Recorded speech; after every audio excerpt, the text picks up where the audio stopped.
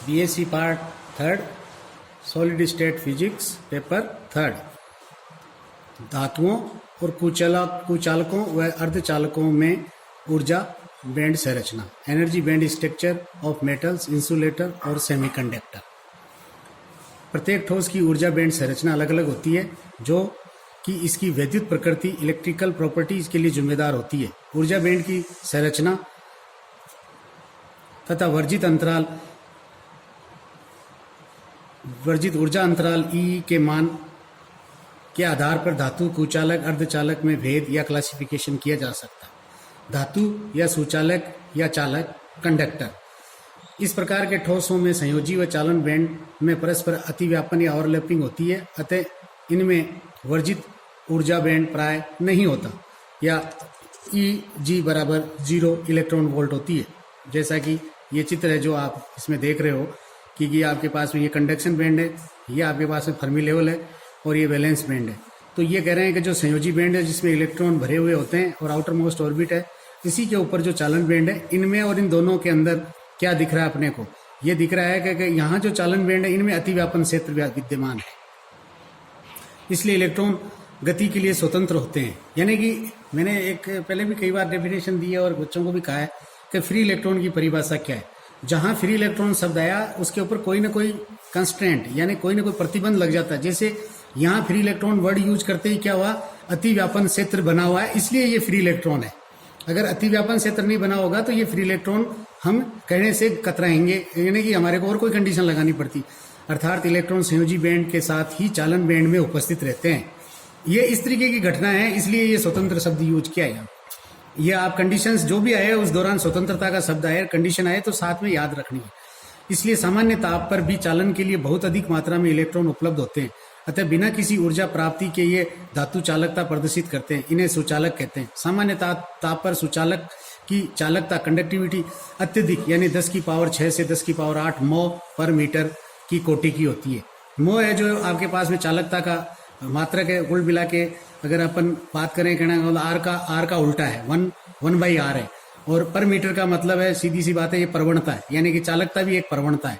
तथा प्रतिरोधकता, रजिस्टिविटी अल्प है, यानी 10 की घात -8 से 10 की घात -6 अर्थात ओम इंटू मीटर, यानी कि जो आप प्रतिरोधकता का मात्रक है वो क्या होगा, रो होगा। तो रो होगा, वो रो क्या कहलाती है, रेजिस्टेंस, और इंटू मीटर की कोटि की होती है, जो फर्स्ट टाइम प्रैक्टिकल में कराया था। सूचकांकों के ताप में वृद्धि करने पे मुक्त इलेक्ट्रॉनों की संख्या में वृद्धि होती है। स्टार्टिंग में ताप बढ़ेगा तो आपके पास में मुक्त इलेक्ट्रॉनों की संख्या में वृद्धि होगी, अर्थात चालकों की प्रतिरोधकता यानी ताप गुणांक, टेम्परेचर कोफिशिएंट धनात्मक होगा। ये एक खासियत है कि धातुओं में इस तरीके की कैटेगरी होती है कि ताप बढ़ाने के ऊपर आपके पास में उसका जो चालकता गुणांक है वो पॉजिटिव होगा। और वो चालकता गुणांक क्या होता है, यानी कि आपके पास में R है और R0 है और 1 प्लस अल्फा टी है, मान लीजिए बीटा टी स्क्वायर है, और भी आप ऊंची घातें ले सकते हो। जैसे मैंने ये फॉर्मूला आपको यहाँ लिखा है, तो ये अल्फा वाला जो हिस्सा है इसको कहा है कि इट इज पॉजिटिव। सूचकांकों में विद्युत चालन केवल इलेक्ट्रॉनों द्वारा होता है, यानी ये भी एक खासियत है कि ये सेमीकंडक्टर नहीं है। सेमीकंडक्टरों में भी आएगा आगे जाके कि आपके पास में चालकता में दोनों होल भी काम करते हैं और इलेक्ट्रॉन भी काम करते हैं। यहाँ केवल इलेक्ट्रॉन ही काम करते हैं। सूचकांकों के लिए आपके पास में ताप, चांदी और सोडियम आदि का एग्जाम्पल है कि ये सुचालक होते हैं।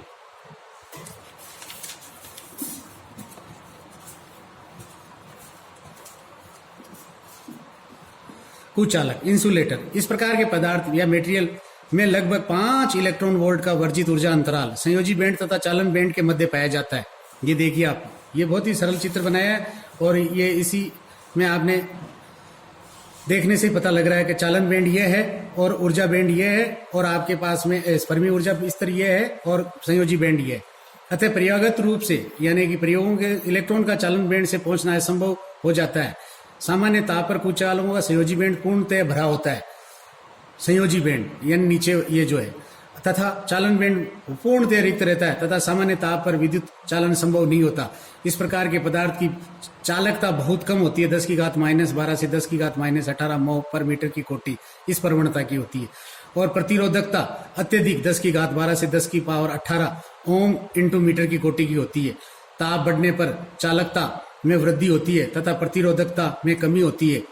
एक दूसरे के उल्टे हैं, यानी कि चालकता बढ़े तो आराम से इलेक्ट्रॉनों को क्या है, रेजिस्टेंस कम मिलेगी तो ताकत कम लगानी पड़ेगी, इसलिए उसकी इसमें कमी आ जाएगी। हीरा है जो जिसका वर्जित अंतराल 6 इलेक्ट्रॉन वोल्ट होता है और प्रतिरोधकता है जो 10 की घात 16 ओम इंटू मीटर की होती है, उदाहरणतः लकड़ी, प्लास्टिक, कांच आदि।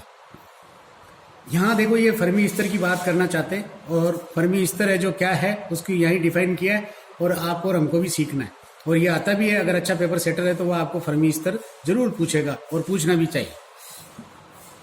फर्मी एनर्जी लेवल, ताप T पर किसी ठोस पदार्थ E ऊर्जा पर उपलब्ध अवस्था में इलेक्ट्रॉन होने की प्रायिकता F ऑफ E के लिए व्यंजक निम्न होता है। F of E is equal to 1/1 plus exponential, वो ब्रैकेट है ऊपर की तरफ है, पावर है, तो E minus EF upon KT। ये आपके पास है पॉपुलर फॉर्मूला जो थर्मोडाइनमिक्स में फर्स्ट ईयर सेकेंड ईयर में कराया है। बोल्ट्जमान कांस्टेंट है T केल्विन में, और E है जो फर्मी ऊर्जा स्तर के संगत ऊर्जा है। परम ताप यानी कि परम शून्य ताप पर किसी धातु के मुक्त इलेक्ट्रॉनों की, यानी कि देखिए परम ताप के बारे में मैं सेकेंड ईयर में मैथमेटिक्स इसमें थर्मोडाइनमिक्स में भी कहता था, किसी धातु या किसी द्रव्य या किसी तत्व के लिए परम ताप कहलाता है। तो यहाँ देखिए लाइन क्या लिख रहा है, परम ताप, परम शून्य ताप पर किसी धातु के मुक्त इलेक्ट्रॉनों की अधिकतम गतिज ऊर्जा को फर्मी ऊर्जा स्तर कहते हैं। ये कहना चाहते हैं कि टेम्परेचर आपने लोअर कर दिया, अगर उस धातु के अंदर कोई मुक्त इलेक्ट्रॉन विद्यमान है और वो अगर उसके कहने का मतलब जो भी काइनेटिक एनर्जी है वो अगर उसकी अधिकतम है, यानी कि गतिज ऊर्जा ही वहां पे आपके पास में कुल ऊर्जा के लिए नहीं कहा है, गतिज ऊर्जा के लिए कहा है केवल, कि गतिज ऊर्जा का कोई मान है वह कहने का मतलब उसका मैक्सिमम हो, वह फर्मी ऊर्जा स्तर कहलाता है। दूसरी एग्जाम्पल दिए इसी की परिभाषा कि फर्मी स्तर पर जो ऊर्जा अवस्था होगी उसे इलेक्ट्रॉनों द्वारा अधिशासित या ऑक्यूपाई होने की प्रायिकता हाफ होनी चाहिए। यानी कि प्रोबेबिलिटी, अगर इस तरीके के अगर प्रोबेबिलिटी वाले पार्ट करते हैं हम, फर्मी डिराक स्टैटिक्स करते हैं, तो उसमें इसके अधिशासित होने की प्रायिकता हाफ हो, तो किसी भी धातु की वह ऊर्जा अवस्था फर्मी स्तर कहलाती है जिसमें इलेक्ट्रॉनों के अधिशासित प्रायिकता का मान हाफ होता है।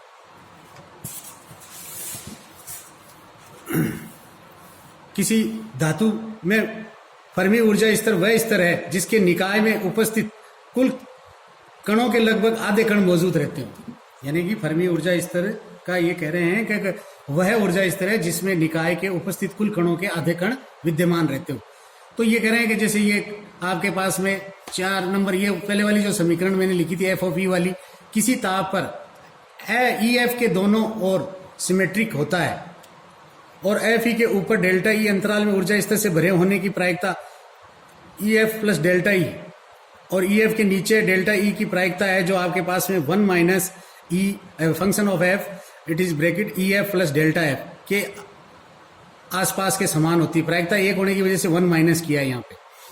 नेज अर्धचालकों के लिए संयोजी बैंड में होलों की संख्या और चालन बैंड में इलेक्ट्रॉनों की संख्या समान होती है। शुद्ध की कह रहा है, शुद्ध अर्धचालक की कह रहा है। शुद्ध अर्धचालक सिलिकॉन है, जर्मेनियम है, अतः चालन बैंड और संयोजी बैंड में ऊर्जा स्तर अधिशासित ऑक्यूपेशन होने की प्रायिकता समान होती है। अतः नेज अर्धचालकों में फर्मी स्तर व वर्जित ऊर्जा अंतराल के मध्य में स्थित होता है, यानी कि करीब करीब सेंटर में ही रहेगा। यानी कि इसको अगर मैथमेटिक्स से करेंगे तो ये EC EV/2 के बीच में होगा।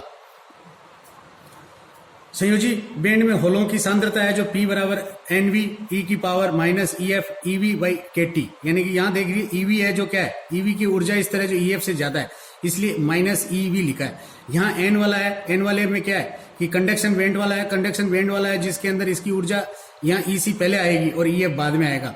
तो यहाँ आपके पास वैलेंस बैंड नीचे है, यहाँ EC ऊपर है, तो बस ये इतना सा अंतर है। और ये आपको फॉर्मूला यहाँ NC और यहाँ NV, यानी वैलेंस बैंड के इलेक्ट्रॉन और यहाँ पे आपके पास में चालन बैंड के इलेक्ट्रॉन। तो यहाँ ये जो कह रहा है इसको कहा है कि घनत्व, यानी कि बजाय अपन नंबर लिख रहे हैं कि NC को कहा है कि प्रभावी घनत्व है और NV को प्रभावी घनत्व कहा है।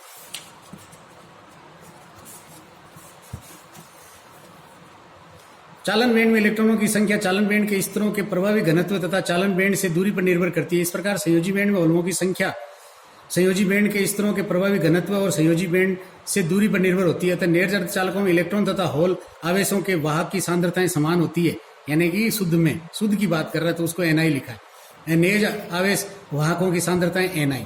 तो ये कह रहे हैं कि साहब के प्रायिकता फलन का ऊर्जा के साथ आरेख व ताप में परिवर्तन के साथ व्यवहार।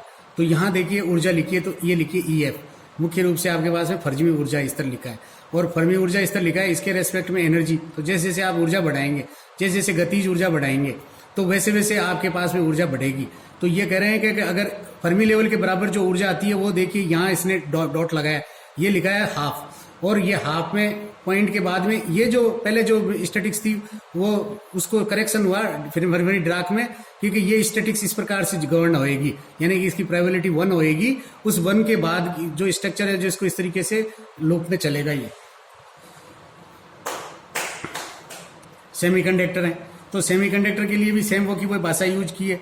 तो सेमीकंडक्टर में ये कह रहा है कि आपके पास में प्रतिरोधकता -1 से 10⁷ ओम इंटू मीटर की होती है, और तापमान बढ़ा पे चालकता बढ़ती है। परम शून्य ताप पर कोई भी इलेक्ट्रॉन चालन बैंड में नहीं रहता, परंतु वर्जित ऊर्जा अंतराल के बराबर ऊर्जा प्राप्त करके चालन बैंड में पहुंचकर चालकता दर्शाते हैं। मुख्यतः सिलिकॉन जर्मेनियम अर्धचालकों के रूप में काम में लिए जाते हैं, और परम शून्य ताप 0 केल्विन पर अर्धचालक कुचालक के समान तथा सामान्य ताप पर सुचालक की तरह व्यवहार करते हैं। और ताप में वृद्धि करने पर इलेक्ट्रॉन संयोजी बैंड से चालन बैंड में पहुंचने के लिए आवश्यक वर्जित ऊर्जा अंतराल के मान में कमी आती है। और यहाँ आपके पास में ये स्ट्रक्चर इसने खड़ा किया कि 1 इलेक्ट्रॉन वोल्ट के आसपास का इसका क्या है, एनर्जी वर्जित ऊर्जा अंतराल है। तो यहाँ इन्होंने एक एग्जांपल दिया, ये नंबर है जो याद रखना है। मैंने पहले भी कहा था कि सिलिकॉन है, तो सिलिकॉन के लिए आपके पास में 0 केल्विन पर EG का मान यानी कि आपके पास में 1.21 है। ये जो बच्चों को हम प्रैक्टिकल कराते हैं, जब बच्चे कहते हैं ये नहीं आया मेरा मान, अरे भाई ये 0 केल्विन पे यानी 300 केल्विन यानी रूम का ताप है उसके ऊपर है 1.1, यानी कि 1.1 पे ही बाहर निकल जाएगा। और जर्मेनियम का है जो 0.785 है, और यहाँ पे है जो 0.72 है, किस पे, रूम टेम्परेचर के ऊपर। कौन सा मान, जो वर्जित ऊर्जा अंतराल का या बैंड गैप का। अर्धचालक ऋणात्मक ताप गुणांक दिखाते हैं, यानी कि यह आपके पास में जो फॉर्मूला लिखा था इसको यहाँ जो दिखाया ये माइनस साइन दिखाते हैं।